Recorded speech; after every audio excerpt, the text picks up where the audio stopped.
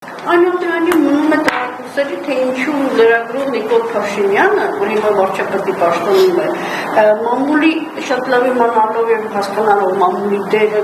նշանակությունը, ազդեցությունը հասարակական քաղաքական գործընթացների վրա, հանրային պարտքի ձևավորման վրա,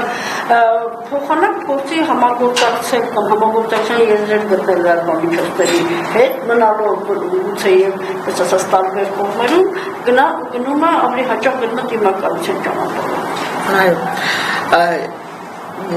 Կարծում եմ, որ հենց այդ քո ասացի մեջ է նաև պատասխանը, որ ինքը նաև հասկանում է մամուլի խոսքի ուժի ազդեցությունը եւ գիտի, որ ինքը հենց այդ խոսքի ուժով է եկել իշխանության, դրա համար էլ վախենում է, որ հիմա կարող է իր իշխանությունը իր ձեռքից խլեն հենց խոսքի ուժ ունեցող մարդիկ, նաև այդ է պատճառը,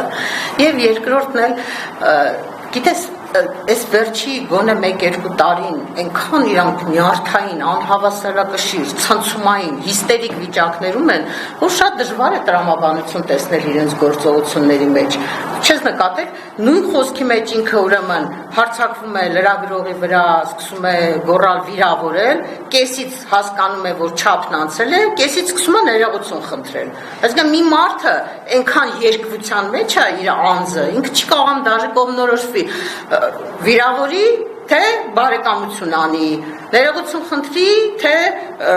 բան անի, կոպտի, ֆայլաբազար ասի, թե ասի դուք պիտի ձեր մասնագիտական որակները բարձրացնեք, որ մենք իրար հետ երկար դեռ ունենք համագործակցելու։ Դե ինքը տենց բան վիճակում է, չկողմնորոշված, անորոշ, չգիտի երևի ապագան ինչ է սպասվում իրեն, անհանգիստ է, երևում է, որ վախեցած է, երևում է, որ այս ընտրությունները շատ նյարդային վիճակում են իրենց բոլորին դրել եւ իրենք չգիտեն իրենց ապագան։ Ես երեք օրինակ մի բան մի դիտարկում արեցի։ Թվում է թե 2026 թվականն է, իշխանությունը պիտի սենց ասած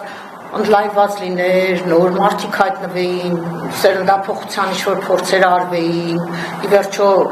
հասարակությունը փոխվում է, աճում է, մարդիկ գնում են կրթություն են ստանում եւ այլն։ Դուք տեսեք, իրենց թիմում մի հատ նոր մարդ չկա։ Իրենք մնացել են 18 թվի իրենց, այն էլ մի մասի հույսին, էտա չէ, իրենց կորիզը լավերը նույնիսկ թողել գնացել են, մնացել են այդ մի խումբը, ովքեր պատրաստ են